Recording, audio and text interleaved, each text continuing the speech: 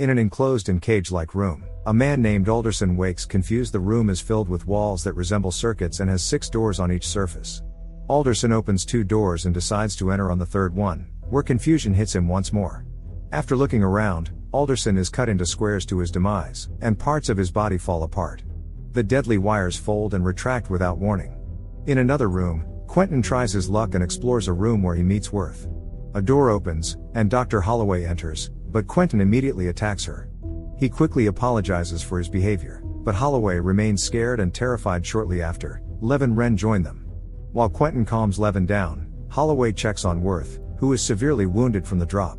They have no idea where they are, how they arrived, or why they are there. Ren takes the lead, ties his boots together, and throws them into one of the doors while holding onto its laces. He does it to test rooms that trigger potential traps, assuming that trapped rooms have motion detectors. The room sets on fire, and Ren retrieves his burnt boot. Holloway speculates that the cube creators are aliens and the government, as it seems highly advanced. As they discuss, Ren suggests that standing motionless won't help them and that they should keep moving until they reach the end. All of them agree to advance to the next doors with the help of Ren boot. While moving forward, Levin notices numbers engraved in the hatchways between the rooms. In one room, Ren throws his boot in, and nothing happens, but he notices that the air in the room is dry. He deduces that it employs an electrochemical sensor, which can detect hydrogen sulfide discharged from the skin. Quentin questions Ren about his excessive knowledge and realizes that he is an escape artist. Ren has escaped 7 major prisons and is an infamous personality in the name of the law. After an abrupt introduction, Ren throws his boot in another room, and nothing happens again. He jumps into the room, and an acid spray appears out of nowhere which injures him. The rest try to pull him out of the room, but he dies as the acid melts his face. They could not do anything but stare at Ren's corroding head and be in despair. The team tries to come up with a solution, but their resources and chances are limited. Sooner or later, they have to come up with better ways to test the rooms before they enter. They ask each other about their occupations, as it may be helpful in their expertise. Quentin works as a police officer, Holloway is a doctor, Levin is just a student, while Worth's claim that he works in an office, doing office building stuff. Quentin refuses to believe everything is a coincidence and claims there is a deeper meaning of their abduction. They recall seeing numbers in the crawlspace and examine them one more time. Levin reveals that she excels at math and theorizes that the booby-trapped rooms have prime numbers. She tests her theory and confirms it, realizing that her purpose is to crack the code. They go a long way through the cubes with Levin's guidance and advances toward the middle. The group finds themselves in a room with booby-trapped rooms around and below, so Quentin climbs the ceiling to check. As he opens the door, a man named Kazan falls from above. Kazan appears to be handicapped and mentally challenged, but he can communicate well. He repeatedly says he wants to return to a blue room, but Holloway does all she can to gain his trust. The group speculates about the cube, which roots conflict between Holloway and Quentin. He thinks that someone made the cube for entertainment purposes, but Holloway finds it funny. By the look of it, Quentin finds annoyance in Holloway and finds her sentiments offensive. To him, it seems as if she is looking down on his profession. Meanwhile, Levin complains that she needs a break, but their mission must continue. Quentin goes inside a room without prime numbers, but a trap awaits him inside. The room is filled with rotating razor wires which he narrowly escapes. He obtains a big wound on his leg, but he makes it just in time to safety. Upon returning to the safe room, Holloway helps Quentin with his wound as Worth tries to stop Kazan from crying hysterically. Quentin suspects that Worth has questionable character and may be a spy, but Holloway opposes his idea. To Levin's disappointment, her theory about rooms with non-prime numbers is wrong. She explains that she needs more time to think and analyze the numbers before resorting to another plan. While they rest, she tries to decipher the numbers on the crawlspaces. Moments later, Quentin becomes more agitated towards Worth and tells him what to do as they wait. He tries to intimidate him by implying that Worth knows about the design of the cube, and he just chooses to remain quiet. When Quentin asks who hired him for the job, Worth replies, he has no idea. The police officer provokes the timid man, so he reaches his breaking point and exclaims that there is no way out of the cube. The rest of the group becomes speechless after hearing Worth's remark. Holloway approaches him and asks how he knows there is no way out, but he remains silent. Others start to distrust him, so Worth finally admits his knowledge about the cube. According to him, he was hired by someone to work on the building's exterior, but his knowledge is limited to that.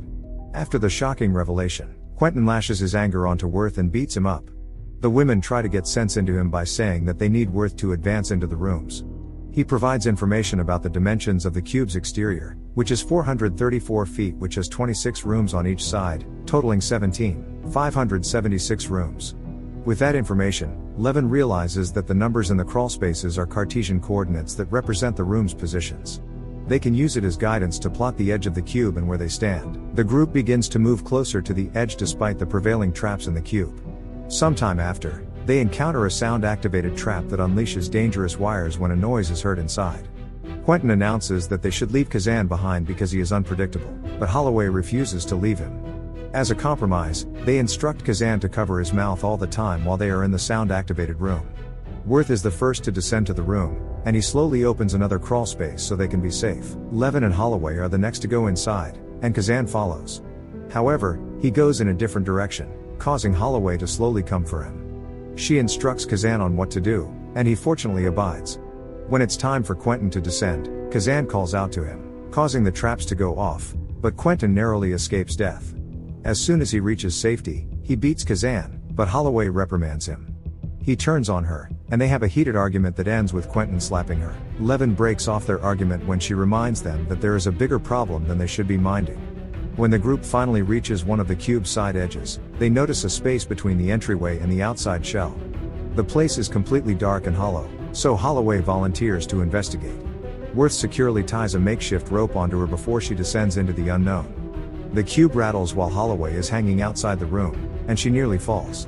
Quentin manages to catch her and hold onto the rope but then lets her die. He claims she slipped to the others, but they are skeptical about it. Levin succumbs into tears and worry, but the situation is beyond her control. All of them agree to rest for some time after the strenuous ordeal they have been through. While everyone is fast asleep, Quentin carries Levin into another room to convince her that they should abandon the others. He persuades her as much as he can before touching her, which makes her uncomfortable. Kazan and Worth arrive just in time to save Levin, and they realize that he killed Holloway intentionally. Quentin is paranoid and says he never trusted Holloway, which leads the rest of the group to believe he killed her. Full of rage, Quentin beats Worth then throws him through a floor door. Worth bursts out laughing at what he sees in that room, Ren's body. They all descend and check on the room, shocked about what they found out. Quentin forces Levin into another room, but she manages to fight him off and calls him a murderer. He breaks into tears upon realizing that there is indeed no way out while Kazan caresses him. They believe they've been walking around in circles until Worth discovers that the acid chamber where Ren died is not adjacent to the room anymore.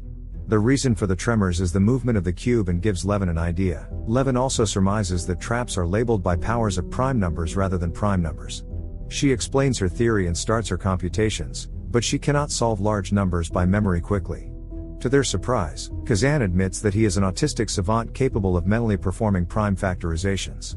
They test him further and confirm that Kazan is actually a genius. The group faces the task of performing prime calculations of the numbers for the rooms to confirm their safety. Levin guides him through the process, but they must remain patient with him. Quentin remains unreasonable and unhinged, still asserting his dominance among all of them. He bosses them around and pushes them to the room to verify if it is really safe. They reach the end with Kazan's help, and as they enter one of the rooms, Worth carries out his personal plan. He traps Quentin in the crawlspace while Kazan and Levin work on the next room they can enter. He holds the door as much as he can, which incapacitates Quentin to the core. However, Quentin manages to catch up on them, but Worth is nowhere to be found. As Quentin enters a green room, Worth opens the floor door, which causes Quentin's fall. They are nearing the bridge cube after leaving Quentin to die, just as they experience several tremors. Kazan gets separated from the group at one point, but he lands in a room not far away. Worth rescues him after promising that he will buy Kazan as much candy as he wants. The group finally opens the main door, where bright sunlight flashes into the room. However, Worth says that he will not leave as there is nothing for him outside while still blaming himself for participating in the cube's creation. Levin persuades him as much as she can, but Quentin stabs her as they share the moment. He manages to catch up and kill her with a sharp door handle that he somehow broke off. Before they can leave, Quentin stabs Worth as well, vengeful of what he did to him. He then turns to Kazan to grab him as he reaches for the exit. Kazan safely makes it out while Worth stops Quentin from going out. To his demise, the crawlspace between the cubes realign and crushes Quentin to death.